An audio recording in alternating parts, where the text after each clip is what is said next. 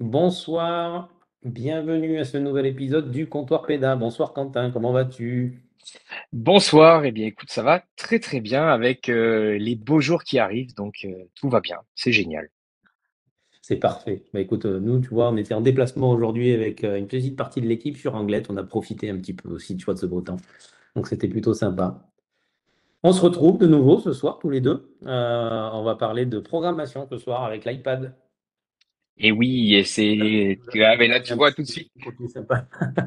tout de suite tu vois le sourire qui apparaît, hein, mais ça c'est voilà, hein, moi là tu me parles de mon dada. La programmation, voilà, c'est vraiment un truc que j'ai découvert il y a quelques années déjà, et l'idée c'est de partager quelques petites actions et quelques éléments que j'ai pu tester avec mes élèves.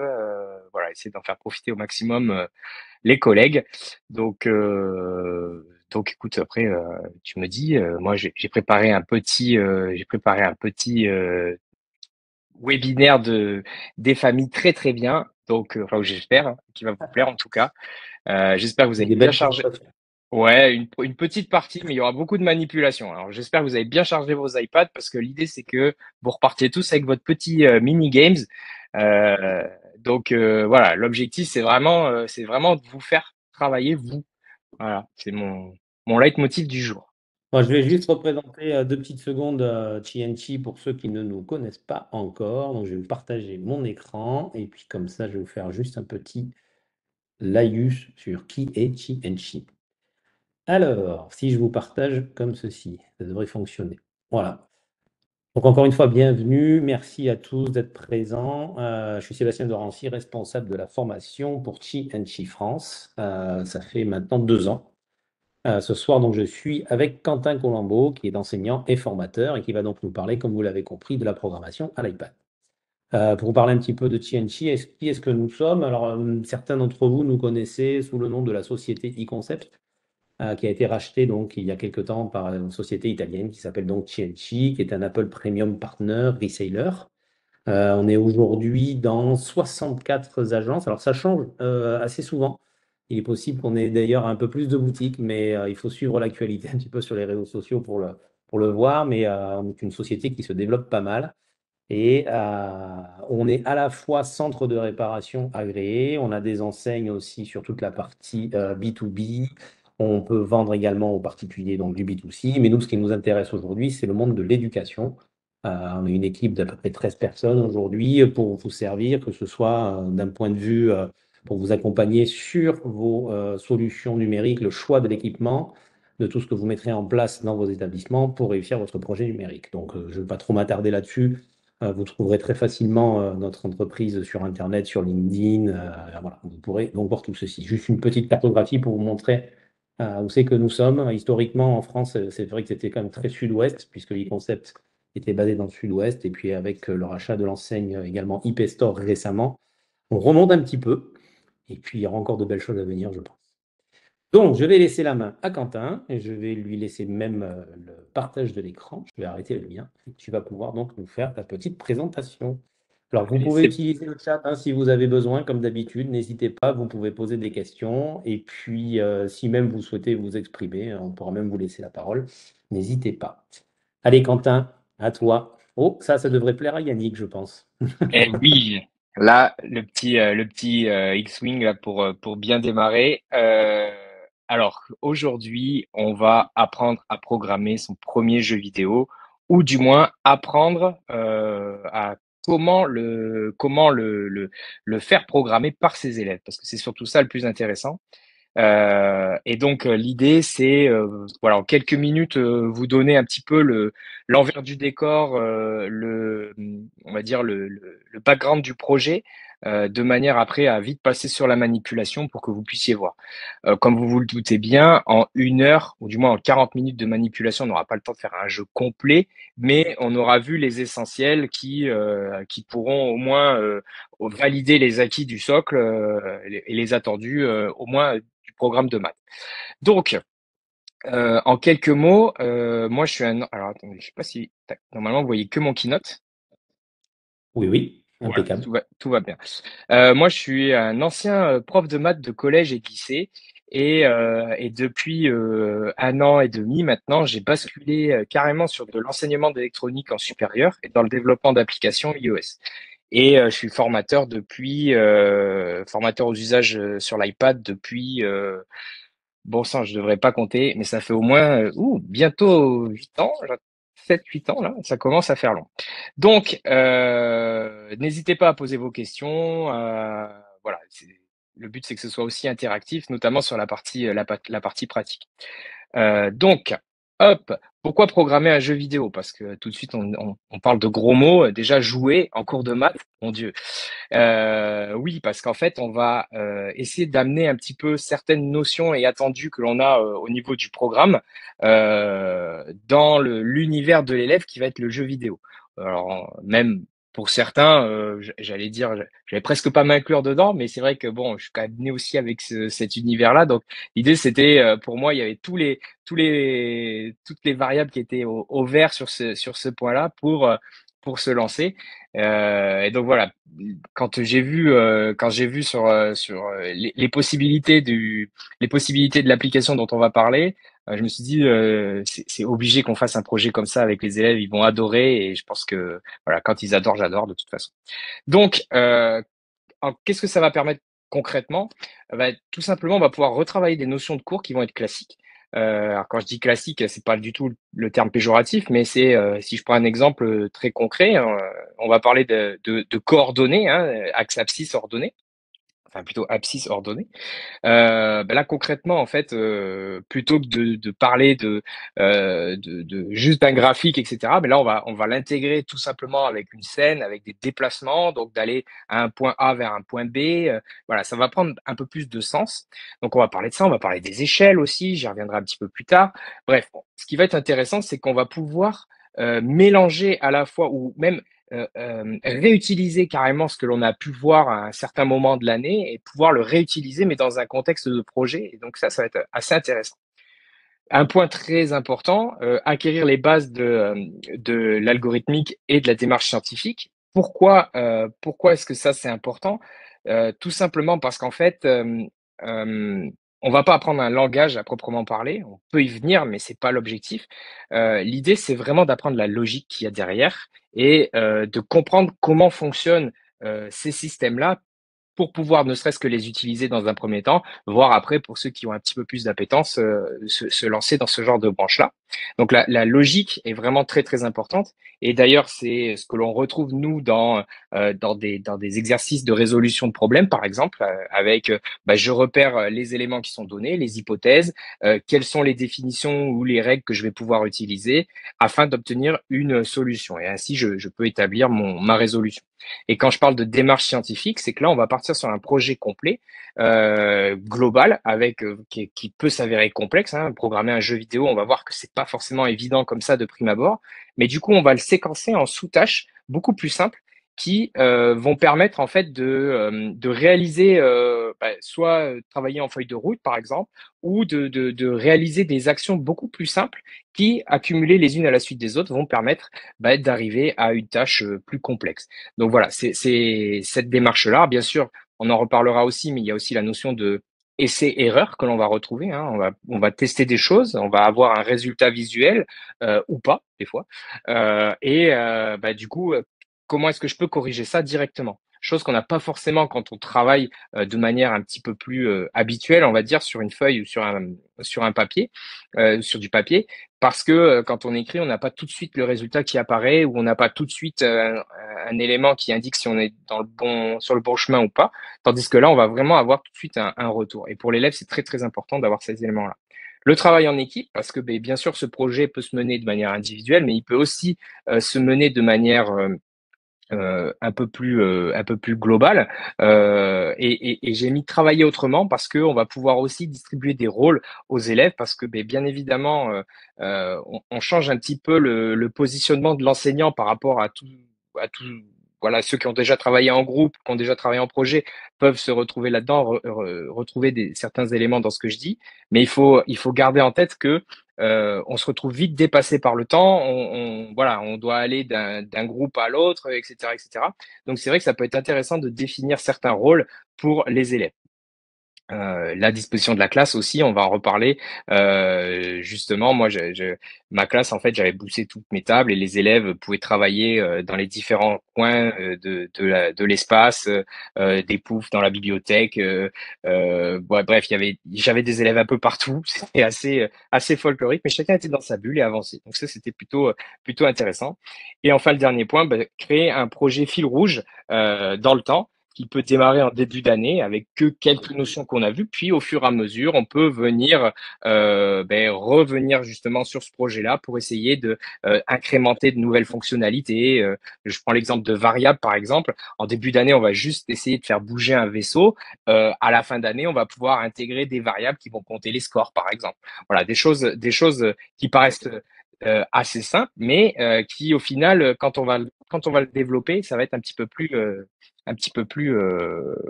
différent, on va dire. Tu as une idée du temps à peu près que ça a pris sur une année, sur un projet comme ça? Alors, c'est une très bonne question. Je l'ai testé moi plutôt sur des temps courts, savoir sur un trimestre.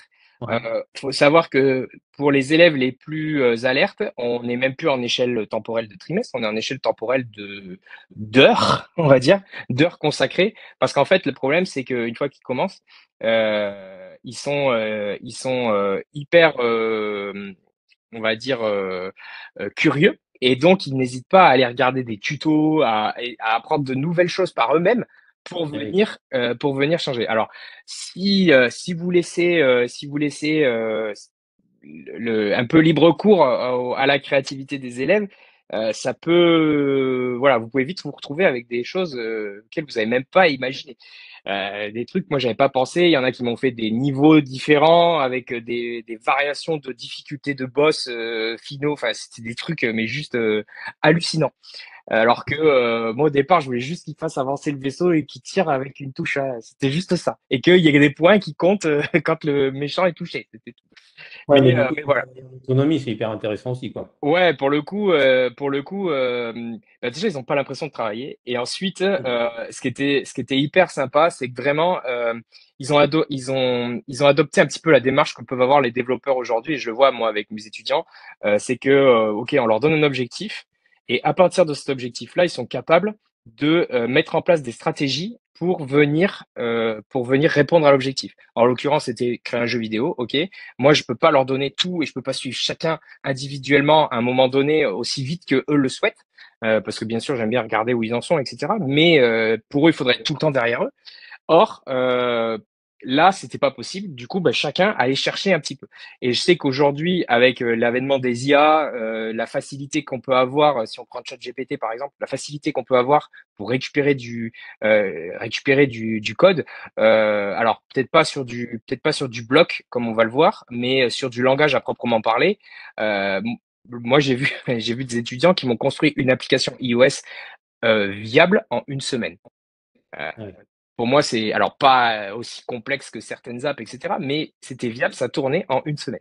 Donc, ça veut dire que derrière, voilà, c'était en y consacrant vraiment du temps. Donc là, pour en revenir à ta question, en gros, en un trimestre, en y consacrant 1 ou 2 heures par semaine, et ça fait beaucoup, hein, 1 ou 2 heures, mais je parle du temps aussi, un peu de temps hors scolaire sur du midi 2, par exemple. Mais voilà, mais je me suis retrouvé sur le midi 2 à avoir mes deux classes, j'avais lancé ça en cinquième, à avoir mes deux classes de cinquième qui venaient, quasiment la totalité des élèves qui venaient et, avec leur tablette et puis dans la classe je dis mais c'est pas un cours de maths là. Non, non, mais on vient finir le jeu. Ah d'accord. Donc voilà. Donc Ok. c'est juste des trucs un peu. Au niveau des notions de cours travaillées, j'en ai parlé tout à l'heure, hein, les coordonnées, ça, voilà, les déplacements, le placement autour de l'axe, etc., etc. Autour de la proportionnalité aussi, c'est vraiment une notion très très importante du programme. On va travailler sur les tailles de lutins, on va travailler sur les agrandissements, réductions, on va travailler aussi sur les effets qu'on peut avoir quand le vaisseau est touché ou s'il capte des bonus, par exemple, dans la scène. Bref. Et au niveau de l'algorithmie, on va parler de déclencheurs, on va bien sûr parler de variables, de boucles, enfin bref, tous les attendus inscrits dans notre BO. Et donc, voilà. le projet s'articule autour du cycle 3 et cycle 4, on va y revenir, mais bon, voilà, ça peut être aussi démultiplié au lycée, ça peut être commencer à être abordé, alors peut-être pas de la forme que je vais vous présenter aujourd'hui en cycle 2, mais le même type de projet peut être mis en place. Donc voilà, ça peut être aussi tout à fait possible. La démarche scientifique, encore une fois, bah, l'idée c'est de décomposer hein, la tâche complexe en tâches simples. Donc, créer un jeu, c'est vraiment l'objectif. Puis, bah, dessous, on va voir que dans un premier temps, on va se consacrer au déplacement. Dans un deuxième temps, on va se consacrer aux différents lasers, aux contacts, aux interactions entre les différents personnages, etc., etc. Très important, créer un scénario de jeu tout d'abord avant même de leur demander d'ouvrir l'application. OK, comment est-ce que doit se comporter ton vaisseau? Qu'est-ce qu'il doit faire? Comment il doit se déplacer, etc., etc. C'est hyper important de retranscrire ça sous un pseudocode parce que quand on va passer à l'action, on va être beaucoup plus efficace et on va retrouver même des termes écrits par l'élève, on va les retrouver aussi dans certains termes écrits sur les blocs. Du coup, ça va être très facile de pouvoir s'y retrouver et on perd moins de temps.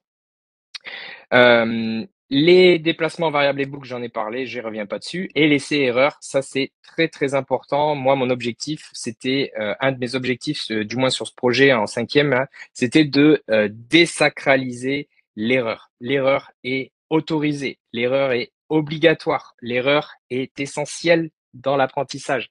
Pour moi, on ne peut pas apprendre sans faire d'erreur. C'est pas possible. Ou alors, c'est qu'on n'a pas été assez loin, ou alors c'est que si on n'a pas fait d'erreur, c'est que on peut faire quelque chose de mieux. Voilà. Mais faire une erreur, c'est aussi se challenger, c'est aussi être capable de s'auto-évaluer. Donc c'est très très important. Et le fait que, ben, pardon. Non, rien. Ah, j'ai eu un écho dans les écouteurs. Pardon. Le fait Retour que à l'oreillette. Ouais, le fait que l'élève aussi voit tout de suite l'erreur qu'il a commise dans son écriture de programme, on a le retour visuel direct. Donc en fait, voilà, si j'ai programmé mon vaisseau pour qu'il avance de la gauche vers la droite et que quand j'appuie sur la flèche de droite, il fait l'inverse, bon ben là on sait tout de suite où il faut aller corriger. Donc c'est aussi ça qui va être intéressant avec ce genre de projet-là. Le travail en équipe et les espaces. Alors là, je vous ai mis quelques photos de comment on travaillait.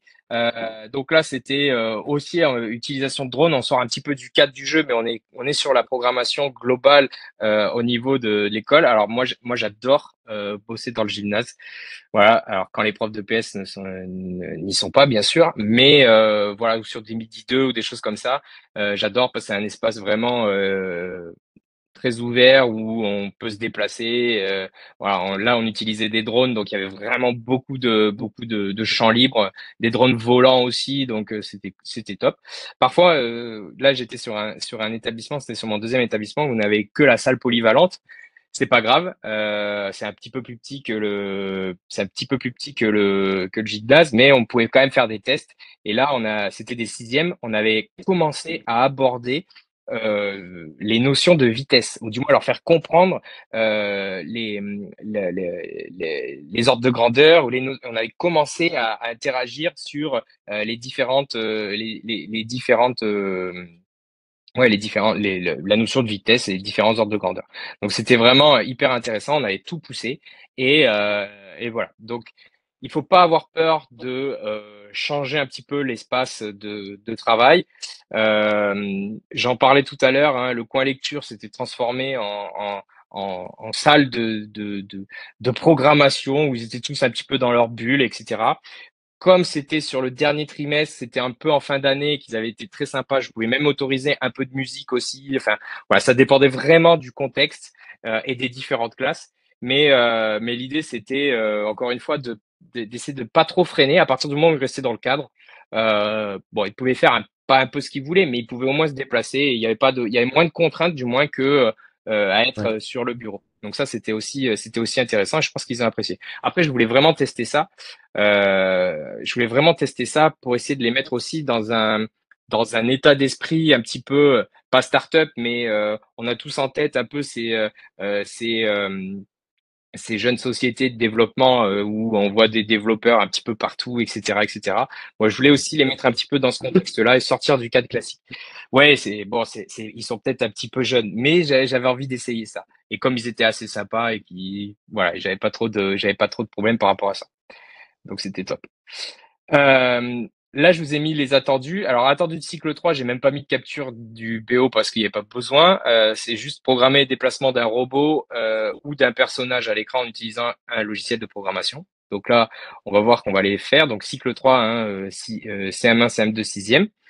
Et les attendus cycle 4, là, on va rentrer un petit peu plus dans le détail avec les notions de variables, les déclenchements d'actions, des séquences type boucle ou instruction conditionnelle. Voilà, donc c'est tous ces éléments-là. Je vous passe la lecture du BO, mais en gros, c'était les attendus. Ça, c'est l'ouverture pour aller un petit peu plus loin. Donc là, je sors un peu du cadre du cours, mais c'est plus pour voilà, ceux qui veulent aller un petit peu plus loin, qui veulent lancer un club entre midi deux de programmation. Ça peut être tout à fait possible aussi avec l'iPad, en passant du bloc au Swift. Donc le Swift, pour rappel, c'est le langage de développement des applications qui tournent sur iPhone, iPad, Mac et macOS. Donc voilà, toutes les applications que vous utilisez aujourd'hui, elles sont écrites en Swift, ou du moins une grosse partie, avec ce langage-là. Donc, et c'est un langage qui peut être très très simple à apprendre. Euh, Moi, j'appréhende toujours ça sous la forme d'une apprentissage d'une langue étrangère, mais en fait, c'est vraiment c'est très très simple parce qu'en fait, on a l'algorithmique, on a la logique, et ben, il suffit juste maintenant non pas d'avoir des blocs, mais de mettre des mots tout simplement du Swift. Et ce qui est vraiment très pratique avec l'iPad, c'est qu'il y a une application qui s'appelle Swift Playground qui permet de d'apprendre en semi-autonomie ou en autonomie. Complètement les différents éléments, les différentes bases. Et donc, il y a tout un cursus autour de puzzles, on le voit ici, de puzzles à résoudre avec des énigmes et des défis, voilà, où on va apprendre à développer. Il y a plein de ressources en français aussi qui sont disponibles. Et voilà. Et donc, si un jour vous avez besoin d'aller un petit peu plus loin, ou vous avez envie d'avoir d'autres infos, n'hésitez surtout pas soit à me contacter sur Twitter ou m'envoyer un petit mail. Il y a pas de souci par rapport à ça. Et c'est vraiment, ce sera avec plaisir si je peux y répondre, si je peux pas, ou du moins vous partager mon expérience. Mais voilà, c'est l'étape d'après le blog. Ça, Parfait. c'était pour la fin, mais en fait, c'est pas fini parce qu'on va passer à la pratique. Donc là, vous avez deux liens. Le premier qui est un pack de ressources où vous allez pouvoir retrouver, en le scannant, ça va vous ouvrir un drive dans lequel vous allez pouvoir retrouver la présentation et surtout les différents éléments qu'on va utiliser pour les différentes photos, les différents objets qu'on va utiliser pour travailler aujourd'hui. Donc ça, c'est la première chose. Et la deuxième chose, c'est le lien vers l'App Store pour télécharger Scratch sur iPad, parce que pendant très longtemps, Scratch n'était pas disponible sur iPad. Et depuis, je crois que ça fait 2 ans, on va dire, 1 ou 2 ans, ouais, je vais pas prendre de risque, je vais prendre une fourchette très large, mettons 2 ans et demi.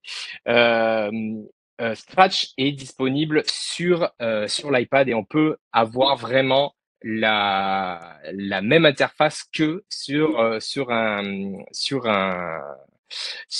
ordi. Et ça, c'est top. Et on peut ouvrir des projets que l'on a créés sur ordi directement sur son Scratch PM. Donc vraiment, voilà, prenez le temps de la télécharger, faites-la télécharger. Si vous êtes gestionnaire MDM, mettez-la dans le pack de ressources de vos collègues, parce que vos collègues de maths vont vous remercier. Et pas que, hein, vos collègues de TP aussi. 2019, je viens de vérifier. Combien? 2019? Ouais, Vérifier, ouais, janvier 2019. Ouais. ouais. Après la version C'était Scratch 3.0, ouais. Ouais, la version vraiment idéale, elle est un peu plus récente parce qu'elle était post confinement. Mais bon. Allez, sans plus attendre, on passe à la pratique. Alors, je vais vous partager tout de suite mon écran. Tac, c'est parti. Est-ce que vous voyez bien mon écran? Oui, C'est nickel. bon? Ok. Ouais. Alors, cette fois-ci, bah allez, on se lance, on ouvre Scratch et quand on démarre, on arrive tout de suite sur cette interface-là. Donc, la première chose qu'on va faire, c'est venir enlever le petit chat parce que le petit chat ne sert pas dans notre jeu vidéo. C'est bien dommage, mais c'est comme ça. Alors, je vais commencer par appuyer sur la petite corbeille. Vous voyez qu'il est sélectionné, mon sprite 1, puis j'ai la petite corbeille qui est juste à côté et je le supprime. Voilà, on est là. Donc maintenant, ce que je vais faire, c'est que je vais venir changer mon arrière-plan, qu'on appelle une scène, et je vais mettre un décor qui est bien connu des fans de Star Wars, puisqu'il s'agit, hop, non, c'est pas le bon bouton, tic, il s'agit de, allez, voilà, tac, le fond étoilé. Et oui. Donc, à partir de là, maintenant, il nous reste à importer nos différents vaisseaux et autres objets. Donc, on appelle ça des sprites ou des lutins dans le jargon. Donc, on voit en bas, il y a une petite tête de chat. C'est marrant d'avoir fait ça. Je pense que c'est parce que c'est le symbole de Scratch. Euh, on va venir, pareil, importer directement de la photothèque. Donc, les différents éléments, vous allez pouvoir les retrouver. Donc là, je vais tous les rajouter. Vous les avez dans le pack de ressources hein, qui était à disposition. Voilà, donc là, hop, je vais tous les rajouter, voilà. Donc là, j'ai un petit problème parce que bah, on voit qu'ils prennent ils prennent beaucoup de place, etc., etc. Mais c'est pas tant ça qui m'intéresse en premier. Moi, ce que je voudrais, dans un premier temps, c'est vraiment les renommer. Donc là, je suis sur le vaisseau de l'Alliance, donc je vais le renommer. Ça a une importance pour plus tard. Donc ici, je vais mettre vaisseau de l'Alliance. OK. Là, hop, ça va être l'explosion.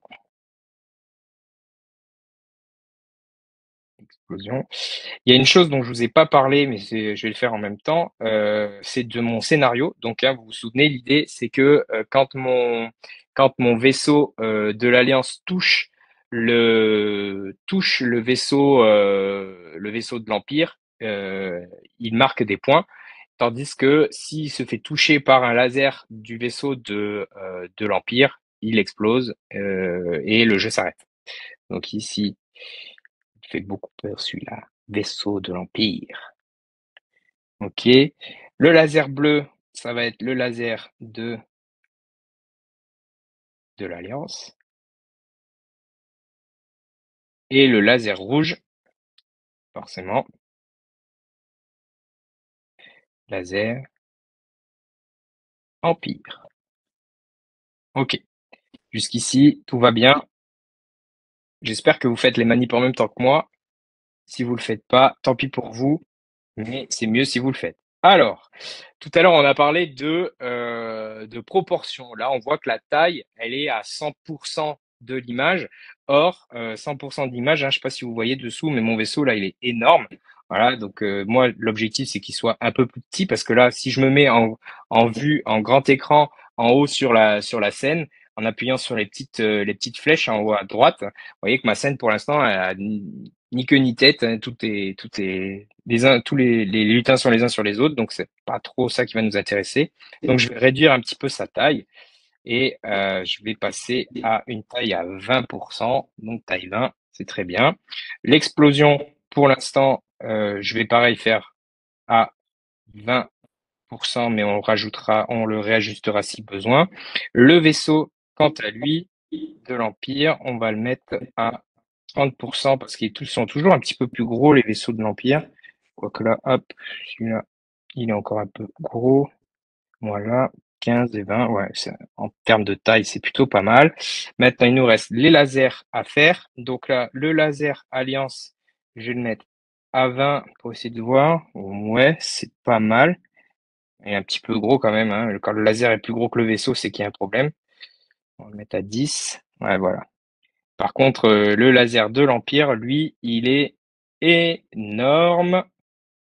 Ce tir de laser, il fait au moins 40. Ouais, c'est un peu petit. Voilà. Et je sais pas si vous avez vu, donc si je me remets en mode plein écran, là, mon laser, le laser Empire, il est du mauvais côté. Donc en fait, il y a une petite astuce à connaître. On peut le faire directement, parce que ça pourrait être un peu compliqué de venir le faire dans Photo ou trouver une autre application, etc., etc. Donc en fait, il suffit de le sélectionner. Donc là, il est bien sélectionné. Et en haut, au lieu d'avoir code, j'ai costume en haut à gauche. Quand j'appuie sur costume, en fait, là, je vais pouvoir interagir en fait sur notre image. Et donc, je veux juste le changer de sens. Donc, en fait, je vais utiliser l'effet miroir qui est ici. Voilà. Et donc là, je vois que là, le, la partie qui est censée toucher le vaisseau adverse est bien du bon côté cette fois-ci, hein, parce qu'il va partir de la droite vers la gauche. Donc là, impeccable. Ok. Donc, on y est. Première chose à faire dans notre checklist, ça va être de pouvoir faire bouger notre vaisseau allié. Donc, on va commencer à assembler des. J'ai pas l'heure sous les yeux, oui. Sébastien, tu t'es garant de l'horaire, hein, parce que j'ai plus l'heure. Donc, Tout va bien. tu me dis, On est là. tout va bien. D'accord, impeccable. Donc, comment s'articule l'application? Tout simplement, on a sur la partie de gauche une bibliothèque avec tout un tas de blocs à disposition. Au milieu, pour l'instant, c'est vide. On va avoir l'espace de travail où on va venir assembler nos blocs comme un puzzle, en fait. On va avoir la scène à disposition pour voir en temps réel ce que l'on veut faire. Et on a bien sûr la partie gestion des lutins sur le bas et la scène. Si on veut modifier en haut, on peut venir agrandir l'espace de travail, hein, qui est à côté du petit clavier en haut. Voilà, donc là j'ai une petite scène pour l'instant, donc on va pas avoir besoin d'une grande scène tout de suite, donc je vais rester sur ce format-là. Et puis comme ça, on verra mieux sur la partie assemblage de blocs. Donc, on va commencer par tout de suite faire déplacer le vaisseau allié. Donc, il faut bien s'assurer avant, parce que ça c'est une petite erreur classique hein, que l'on voit assez régulièrement, d'être sur le bon lutin, sur le bon sprite. Voilà, donc là je me mets bien sur le vaisseau allié. Et à partir de là, je vais commencer à chercher les éléments les différents blocs qui vont me permettre de le déplacer. Donc l'idée, hein, c'est d'utiliser les touches directionnelles du clavier qu'on peut retrouver. J'allais appuyer dessus, voilà, c'est pas le bon, voilà. Avec le doigt et pas sur l'écran de l'ordi, c'est mieux. Donc là, j'ai appuyé sur le petit clavier en haut et on voit que on a des petites flèches directionnelles. Donc en fait, l'idée, hein, c'est quand je vais appuyer sur les flèches directionnelles, ça va déplacer mon vaisseau. Et quand j'appuie sur la barre espace, ça va tirer les lasers. Donc, je vais tout de suite dans les événements, puisque c'est là que ça va commencer. Et en fait, je vois que j'ai un bloc qui n'a pas d'antécédent, hein, puisqu'il est arrondi, donc c'est un bloc de démarrage, qui va me permettre quand la touche, en l'occurrence espace, est pressée, je vais pouvoir y assembler une action. Donc on voit en fait que le système hein, de blocs, il fonctionne exactement voilà sous la forme d'un puzzle. Bon là je vais prendre la même, ça n'a pas de sens, hein, mais c'est juste pour vous montrer. Et donc là en fait, en les assemblant comme ça, j'ai créé un morceau de programme. Voilà, si on pouvait le résumer comme ça. Donc moi ce que je veux c'est que mon vaisseau monte ou descende, en l'occurrence descende quand j'appuie sur la flèche du bas. Donc flèche du bas, voilà. Et maintenant, je veux engager un mouvement. Ça tombe très très bien puisque j'ai une bibliothèque qui s'appelle mouvement. quand j'appuie sur mouvement, hein, en haut à gauche, là, je vois que je vais avoir différents éléments. Donc, je vais regarder un petit peu mes blocs et je vais essayer de voir, etc., etc. Sauf que moi, là, souvent, ils me posent la question, ah oui, mais on ne trouve pas monter, descendre, etc. Vous vous souvenez tout à l'heure, là, en l'occurrence, en général, j'affiche au tableau la scène et si j'ai la chance d'avoir un Velleda sous le coude, je trace directement sur mon tableau blanc mon axe des ordonnées et mon axe des abscisses. Et je dis, mais vous voyez, en fait, la scène, elle se découpe comme ça. Et d'ailleurs, on le voit très très bien parce que ici, à Donc, l'endroit où est hmm. positionné notre vaisseau, voilà, on retrouve ses coordonnées. Donc, l'idée, c'est que vu que mon vaisseau veut descendre, il va falloir que je lui ajoute ou que je lui enlève concrètement, mais en l'occurrence ici, je vais utiliser volontairement le verbe ajouter. Il va falloir que je lui ajoute des Y. Ok, super. Donc là, bah, très bien, hein, je vais faire ajouter 10 Y. Ok. Et je vais tester. Super. Donc je me mets en format grand écran et je viens tester. Sauf que, ah mince, quand j'appuie sur la flèche du bas, il se passe un problème là. Il monte. Donc, c'est pas ça que je veux. Moi, je veux qu'il descende quand j'appuie sur la flèche du bas. Ok, pas de souci. Dans ces cas-là, je vois que, ah oui, mais tu sais que quand tu te déplaces sur l'axe des ordonnées vers le bas, tu vas vers des ordonnées qui vont être de plus en plus négatives. Donc, dans ces cas-là, on va ajouter -10. Hop, je vais fermer ce clavier, voilà, tac, -10. Et là, normalement, si je relance, tac, je vois que mon vaisseau descend. OK? Donc, là, on a réutilisé une notion classique de cours, hein, les nombres relatifs, avec en plus la notion de coordonnées. Donc, ça va changer un petit peu voilà, ça va prendre un petit peu plus de sens, ou du moins ça va peut-être réveiller ou éveiller certaines choses chez vos élèves. Si vous l'avez déjà abordé avant, donc c'est plutôt sympa. Si vous l'avez jamais abordé, ça peut être aussi un élément voilà, pratique. Donc là, vous vous doutez bien de ce qu'on va faire ensuite, hein, c'est que bah, s'il est capable de descendre, il est capable aussi de monter. Donc, ce que je vais faire, c'est que je vais venir maintenir en pression, euh, je vais venir appuyer longtemps avec mon doigt et je vais venir dupliquer ce groupe de blocs. Et cette fois-ci, bah, ça va être flèche du haut. Et là, je vais pas être à -10, mais à 10. Et donc, si, alors je vais pas remettre en format scène complète, mais là je vois que si j'appuie, flèche du bas, il descend, flèche du haut, il monte. Ok, je vous laisse faire et je commente pas ce que je fais. Je vous laisse essayer de votre côté. Hein, mais on va faire pareil sur déplacement à droite, déplacement à gauche. Ok, donc là, flèche de droite, tac. Et ici,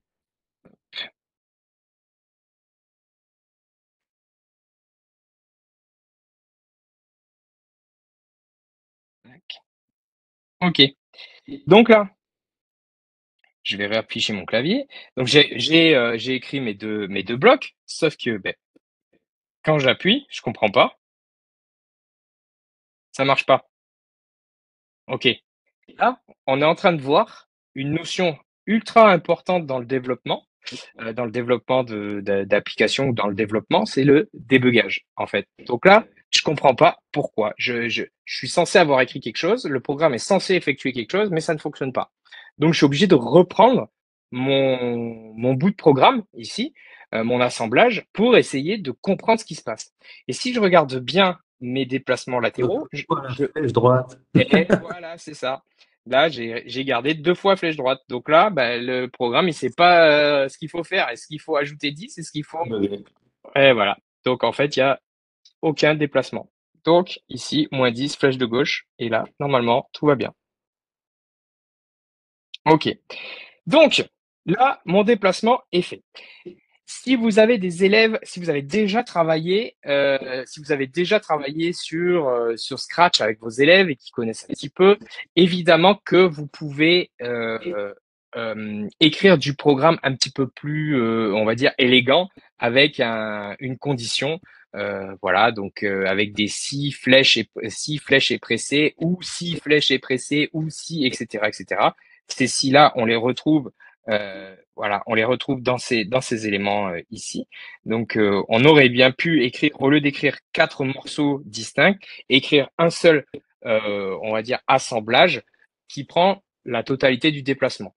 Bon, là, je rappelle, hein, c'est des cinquièmes. Donc voilà, j'étais plutôt indulgent sur les boucles conditionnelles au départ. Donc voilà. Maintenant, ce que je veux, parce que là, le problème, c'est qu'à chaque fois, mon vaisseau, il garde la dernière position sur laquelle il a été. C'est-à-dire que si, par exemple, je lance ici et que je me retrouve tout en bas, eh bien, mon vaisseau, il reste tout en bas. C'est-à-dire qu'à chaque fois que je redémarre, de toute façon, il se passe rien. Quand j'appuie sur le bouton vert, il se passe rien.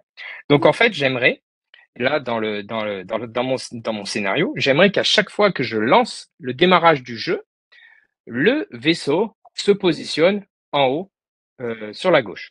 Donc, je vais le positionner au départ. Allez, voilà. Hop, je veux qu'il démarre à cette position-là. Et donc, je vais lui dire, toujours dans les événements, mais cette fois-ci, on va changer notre événement déclencheur. Il s'agit du quand le drapeau vert est cliqué. Et donc, quand il est cliqué, cette fois-ci, je veux qu'il aille automatiquement. Donc là, on va changer notre type de bloc. On n'est plus sur du ajouter à, mais on est sur un déplacement. Donc, je veux qu'il aille aux coordonnées suivantes. Donc, moins 180 et, comme j'aime les comptes ronds, voilà, je veux qu'il aille à 110. Donc, à partir de là, ça veut dire que si je lance mon jeu, hop, on va faire tout de suite le test. Voilà. Hop, si j'appuie sur mon bouton vert, vous voyez que là, automatiquement, dès que j'appuie sur le bouton vert, tac, il va se retrouver Il au... se repositionne directement au point de départ, quoi. Exactement, exactement. Donc, là, globalement, maintenant, on est à peu près bien pour le moment sur notre vaisseau de l'Alliance. Ce qu'on va faire, c'est que on va s'occuper juste du laser allié. Donc, le problème, c'est que un laser, il peut pas rester en suspens comme ça, hein. Là, on voit le laser allié qui est bien, qui attend. Alors même si dans le vide, normalement, techniquement, ça, voilà, c'est pas censé se déplacer ou je sais pas trop comment, mais là, il y a une petite hérésie qui se passe. Donc en fait, ce qu'on va lui dire, lui, ça va être exactement le même process, sauf que quand le bouton vert est cliqué, automatiquement, il doit disparaître. On ne doit pas le voir. Donc là, je change et je viens me positionner sur le laser de l'Alliance, hein. Attention à bien changer son sprite, sinon ça marche pas. Événement, toujours pareil. Mais cette fois-ci, je vais jouer sur son apparence, c'est-à-dire que je vais cacher mon laser. Donc, je viens sur son apparence et je vais venir tout simplement le cacher. Alors, vous voyez que c'est quand même assez simple. La plupart du temps, euh, quand les élèves découvrent Scratch, ils connaissent pas forcément les bibliothèques, etc., etc. Mais au fur et à mesure, ils commencent à les connaître. Voilà. Et si en plus vous avez l'année d'avant un collègue qui a déjà fait le job à votre place, qui a initié les élèves à ce genre d'application ou ce genre de programme, euh, pour le coup, vous allez gagner beaucoup de temps parce que ils connaissent déjà les différentes fonctionnalités des blocs. Donc ça, c'est intéressant. Donc là, si j'appuie, évidemment, mon laser va se cacher. Et donc, ce que je vais lui demander, c'est que automatiquement, quand le bouton vert est pressé, il va aller aussi au au niveau, cette fois-ci, pas position aléatoire, mais si j'appuie sur la petite flèche, il va aller au niveau du vaisseau de l'Alliance. Donc ça veut dire que, et après je vais lui dire, bien sûr, montre. Donc là, hop. Alors le problème, c'est que là, ok, il va au vaisseau, sauf que en fait, on le voit pas, mais il est caché derrière. Et donc, c'est pas forcément très utile. Donc là, je suis aussi en mode un peu debug parce que là, en termes de logique, euh, il y a un truc qui va pas. Il y a un problème parce que automatiquement, si je lance mon jeu, très bien. Par contre, si je déplace mon vaisseau, voilà. Donc là, ça fonctionne pas. Or, moi, je veux que mon laser, il apparaisse que si j'appuie sur une touche. OK. Donc déjà, le montre, il va pas ressortir. Maintenant, je veux comme événement quand la touche espace est pressée. OK, très bien. Euh, Sauf que à partir de là, je veux qu'il se déplace pour pour aller ben, voilà, essayer de toucher le le vaisseau adverse. Donc, cette fois-ci, on va faire exactement ce qu'on a fait tout à l'heure, c'est que euh, mon laser va, donc je vais faire déjà, je vais le montrer, hop, et ensuite, je vais lui faire ajouter 10. Donc, je me relance, tac, je me mets le petit clavier, et là, je vois que, ah oui, super, il a avancé, mais il y a un petit problème. Donc là, je suis obligé d'appuyer plein de fois sur espace. Donc, c'est un petit peu problématique. Donc là, on va introduire ici une nouvelle notion on n'avait pas abordée jusqu'à présent, ça va être la notion de boucle.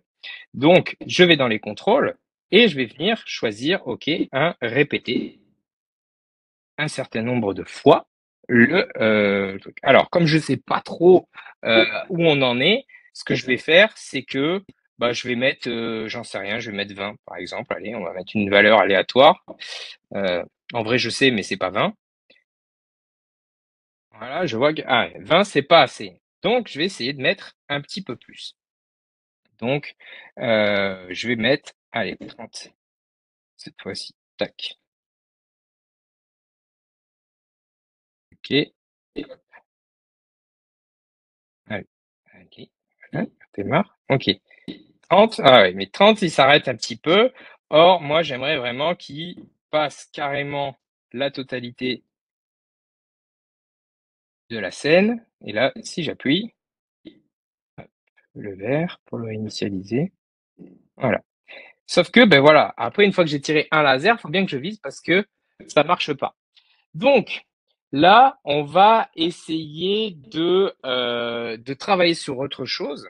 Ceux qui ont déjà fait un peu de programmation, vous devez sûrement connaître. Mais en gros, l'idée, c'est que je vais créer un clone. Ah, c'est bien parce qu'on reste vraiment dans le contexte. Alors, j'aurais pas pu faire choisir autrement. On va créer un clone de ce laser-là. Et c'est ce clone, en fait, qui va aller se déplacer. Donc, je vais aller chercher, créer un clone de moi-même. Voilà. Donc, pourquoi moi-même? Parce que je vous rappelle qu'on est sur l'espace du laser. Et cette fois-ci, OK, je vais essayer de toucher le vaisseau adverse. Donc, on va voir ce que ça donne. Il faut appuyer sur le vert. OK. Donc là, je peux lancer tout un tas de lasers. Par contre, vous voyez que j'ai un petit problème. Je te suis pas. Et ouais, il est magique, hein. Donc voilà, c'est un petit peu la problématique. Donc, dans ces cas-là, en fait, ce qu'on va faire, c'est que on va venir changer, puisque là, vous vous souvenez, hein, dans la logique, hein, notre vaisseau, notre laser, pardon, c'est que dès que le bouton vert est activé, automatiquement, il va venir se positionner en haut. Pourquoi? Parce que il va aller au vaisseau de l'Alliance, mais à chaque fois que le bouton vert est lancé, le vaisseau de l'Alliance, il doit se mettre en haut. Donc lui, il va pas chercher à comprendre, hein, il voit un vaisseau de l'Alliance en haut, il va se positionner en haut. Par contre, on lui donne pas de nouvel emplacement, on lui dit pas suis le vaisseau de l'Alliance. Par contre, si ce bloc-là, ce morceau de bloc, je vais le mettre ici entre intercalé entre les différents éléments, là, ça change la donne, normalement. J'aime bien dire normalement parce que je sais jamais. Il y a toujours l'effet Bonaldi. Ouais, ouais, ouais. Et là, on voit que ça y est, ça part. Il suit. Alors, j'ai pas abordé la notion sonore parce que, en général, je l'ai fait une fois avec les élèves et, et après, ça m'a servi de leçon. Euh, mais en gros, ils peuvent ajouter des effets sonores, hein, bien sûr. Donc, dans la bibliothèque de son, on va pouvoir bien évidemment venir voilà, rajouter un volume ou rajouter des effets, etc., etc. Ça fonctionne exactement sur le même principe. Mais ce que je voulais faire pour réserver un petit peu de temps sur les questions, parce que là, on aborde le temps des questions, c'est ça? Bon, encore Euh, un peu de temps, vas-y. bon, d'accord. Parce que sinon, je voulais vous montrer la version, une version finale, pas la version finale, mais une version finale, et par la même occasion, vous montrer comment on sauvegarde et comment on peut importer aussi des, euh, des fichiers. Donc, pour sauvegarder, alors c'est très important et attention, j'attire vraiment, vraiment, vraiment votre attention là-dessus parce que on a la mauvaise habitude avec l'iPad d'avoir des enregistrements automatiques. Or, avec cette application, ça n'enregistre pas de manière automatique. Ça veut dire que si vous quittez l'application, que vous revenez, vous perdez le programme si vous l'avez pas enregistré. Ouais, ça, c'est Donc important de ça, c'est préciser, hein. c'est très très important. Je me suis fait avoir plusieurs fois. Donc le temps que ça rentre, parce que bah voilà, on est trop mal habitué. Ça, avec l'iPad, hein, on appuie sur le bouton central et ça enregistre. Là, non. Donc il faut faire fichier en haut. Et ici, on va sauvegarder sur son ordinateur. Alors c'est bien qu'ils aient mis ordinateur, hein, je sais pas pourquoi. À partir de là, on va retrouver comment on appelle ça, notre arborescence habituelle. Donc là, moi, je vais le sauvegarder ici et je vais venir le déplacer. Voilà. À partir de là, tac, je relance. Vous voyez, hein? Ah, et plus. Donc là, j'importe et je vais venir choisir le fichier qui va être projet Scratch et qui est là. Et je retrouve mon fichier. OK? Top. Donc, ce qui peut être pas mal. Maintenant, je vais vous montrer donc une version, on va dire un peu plus avancée, élaborée, appelez ça comme vous voulez. Hop, tac, je vais me les redropper pour la voir. Voilà, ouvrir avec fichier. Tac. Ce qui est intéressant, ça aussi, c'est que les élèves peuvent se partager, justement, ces enregistrements, quoi. Exactement. Et surtout, encore une fois, l'idée c'est que si par exemple on est dans des situations si on est dans des situations de classe mobile, voilà, qu'on n'est pas sur des déploiements one-to-one, Ah oui. euh, et que l'élève veut continuer à travailler sur son projet à la maison aussi, c'est possible. C'est-à-dire que il se l'enregistre après avoir, vous les mettez soit sur un école direct ou sur un élément de partage. Enfin, voilà, tout est possible. Et après, ils peuvent l'ouvrir dans Scratch sur un ordi sans problème. Ou à l'inverse, c'est souvent comme ça que d'ailleurs que ça se passe, c'est Ouais. qu'ils démarrent le projet sur ordi et ensuite après, ben, ils viennent l'importer sur l'iPad pour pouvoir continuer quoi. Donc voilà, c'est vraiment c'est assez flexible et c'est plutôt sympa. Hop. Donc voilà. Donc moi par rapport à ça. Donc vous voyez, tiens, il me manque mon explosion. J'ai pas mis l'explosion dessus. Donc, ça a un peu changé par rapport à tout ça, parce que en fait, j'ai inclus la notion de score et de variable qui arrive ici. Alors, c'est pas tout à fait terminé encore, parce que il peut, voilà, ça peut toujours être améliorable. Mais si je fais ça, hop. Donc là, il faut faire attention, parce que si on touche le vaisseau adverse, normalement, voilà, on est game over. Donc hop, je relance ma partie. Et là, je vais vite descendre.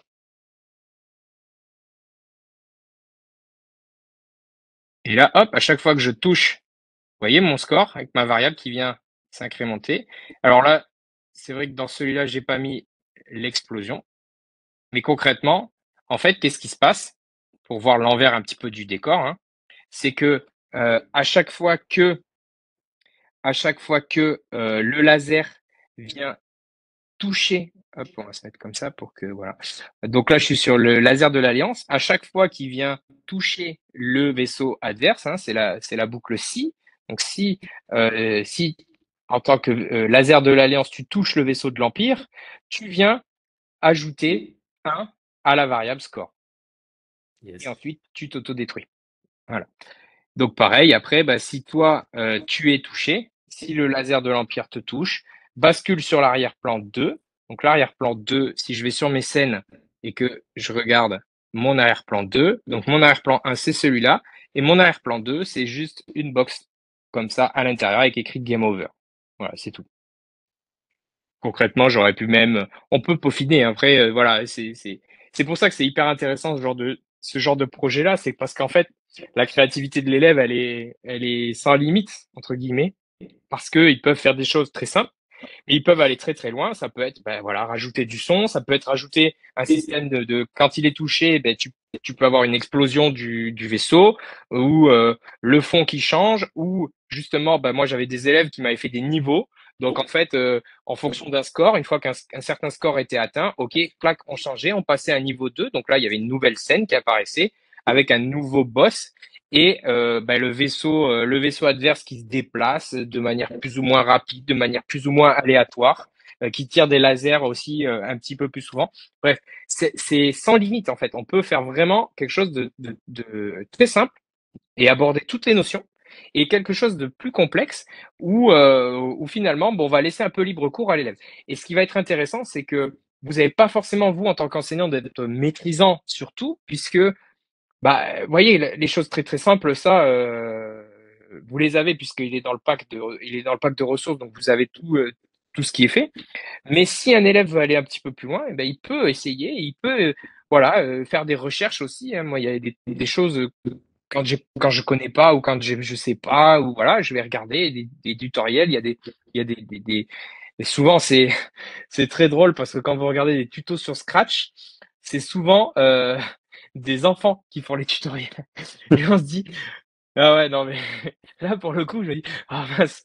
Là par exemple, sur la variable score, si on regarde, alors c'était pas un enfant, c'était un prof de techno anglais, je crois. Enfin, si on peut associer ça à techno ou voilà ou d'info anglais, qui au lieu d'avoir une espèce de grosse variable score ici, fait apparaître en fait des lutins avec des scores parce que ben, si vous regardez dans la bibliothèque de lutins, on va avoir la possibilité d'avoir je sais plus où il est, je crois que c'est Grow, ça s'appelle Growl.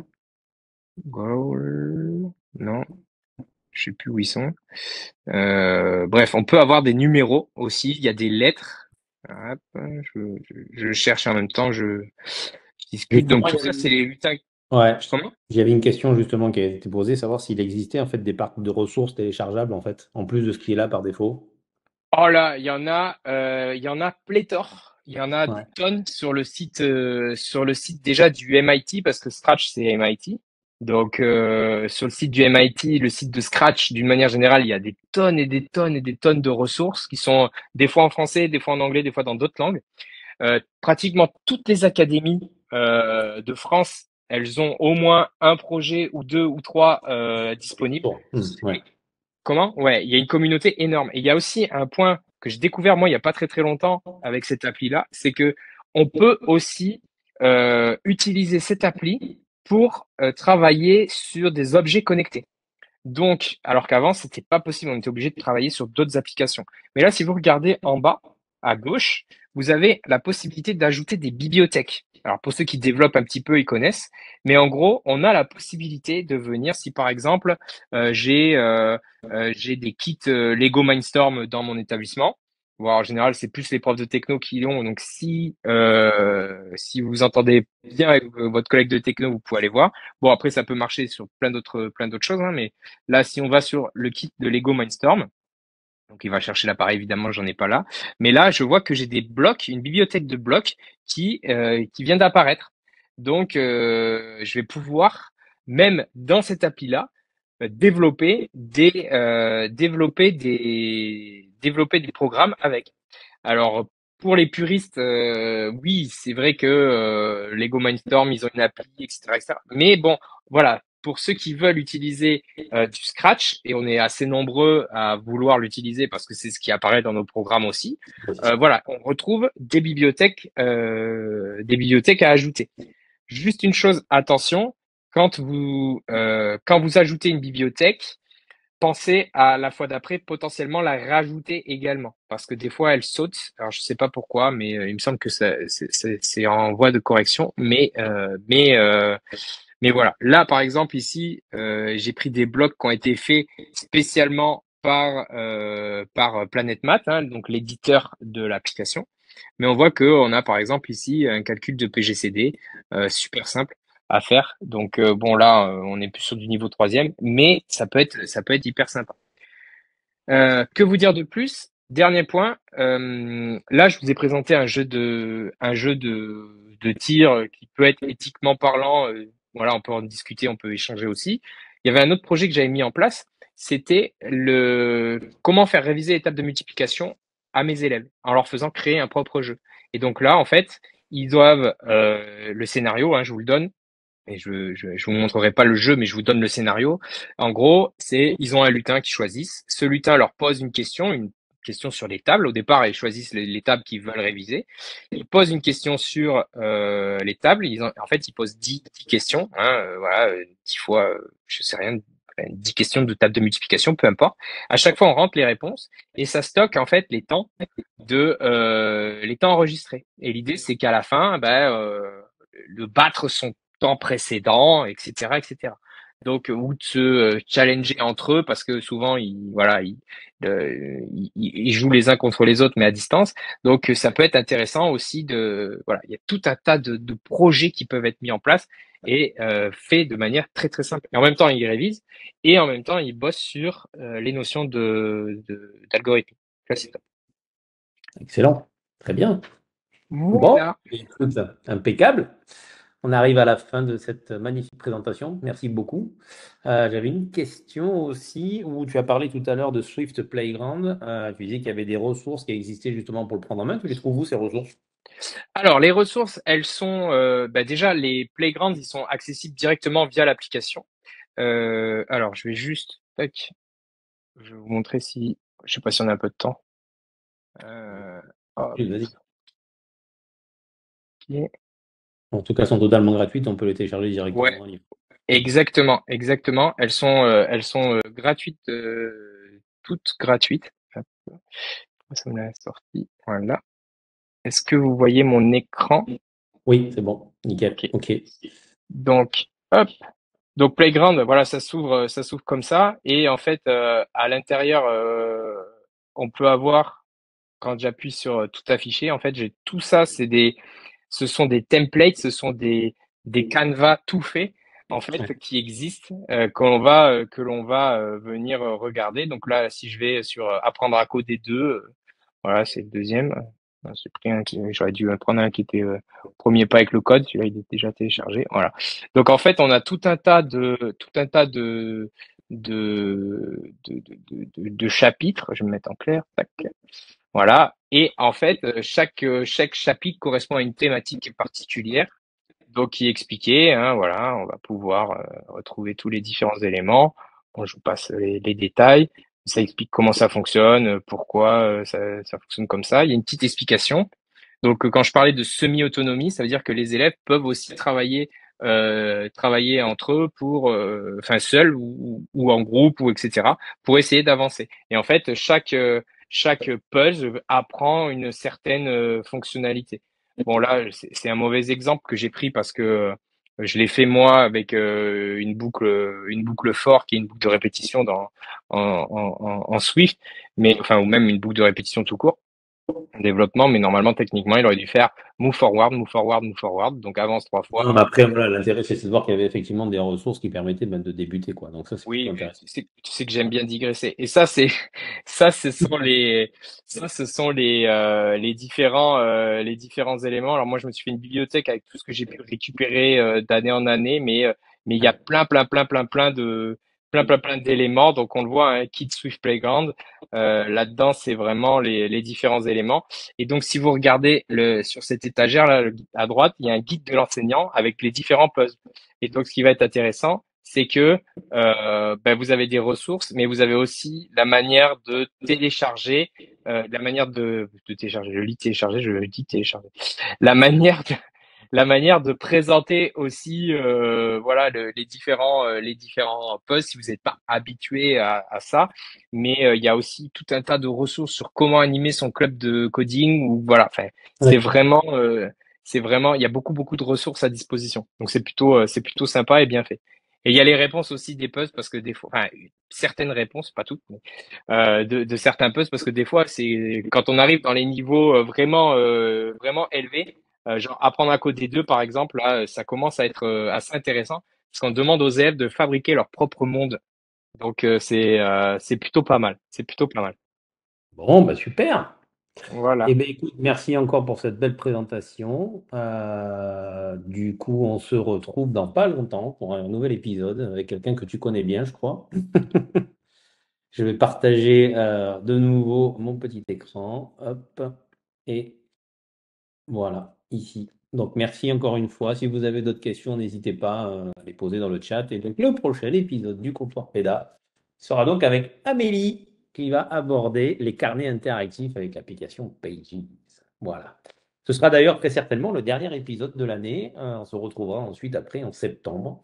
Mais ne manquez pas cet épisode qui sera très intéressant. Comme d'habitude, le replay d'aujourd'hui sera mis à disposition sur notre chaîne avec une playlist effectivement des contours PEDA sur YouTube. Et puis vous recevrez à partir du moment où vous êtes inscrit un petit mail déjà pour vous remercier et vous envoyer ce fameux replay. Voilà, donc n'hésitez pas, si vous avez quelques questions, on est encore là un petit peu, mais voilà, c'était un chouette moment de voir ce qu'on peut faire aujourd'hui maintenant grâce à Scratch directement dans l'iPad. Effectivement, comme tu disais, le fait que ce soit introduit sur l'iPad, c'est vraiment un vrai plus, un vrai plus. Ouais, bah, les toutes premières applis qui existaient, c'était comment elle s'appelait cette comment elle s'appelait? Pionki. Oh là là là là. Alors si vous avez Ne encore te des me Pionki rajeunis chez pas. vous, hein? Ah ouais, non, mais faut le bannir parce que ça va vous allez en tant que prof vous arracher les cheveux, ça avance plus, ça marche pas très bien, c'est buggé et tout. Enfin voilà, vraiment, n'hésitez surtout pas à basculer sur Scratch PM. C'est les mêmes interfaces que sur Scratch, c'est potentiellement les mêmes blocs que vous allez pouvoir retrouver au brevet si ça tombe. Enfin, c'est vraiment voilà, il y a même pas besoin de réfléchir quoi. Mais à l'époque, il y avait que ça. Et c'était bien, hein, ça avait le mérite d'exister. Maintenant, bon, c'est un peu désuet. Bon. Mais je crois qu'ils le développent plus d'ailleurs. Bon, ben écoutez, merci. On n'a pas d'autres questions. N'hésitez pas à nous suivre sur les réseaux sociaux également. On est assez présent sur LinkedIn, sur Twitter. Vous pouvez également suivre Quentin sur Twitter, qui est aussi assez présent. Merci à tous pour votre écoute et on se dit à bientôt. Merci Quentin. Bonne soirée, à bientôt. Ciao.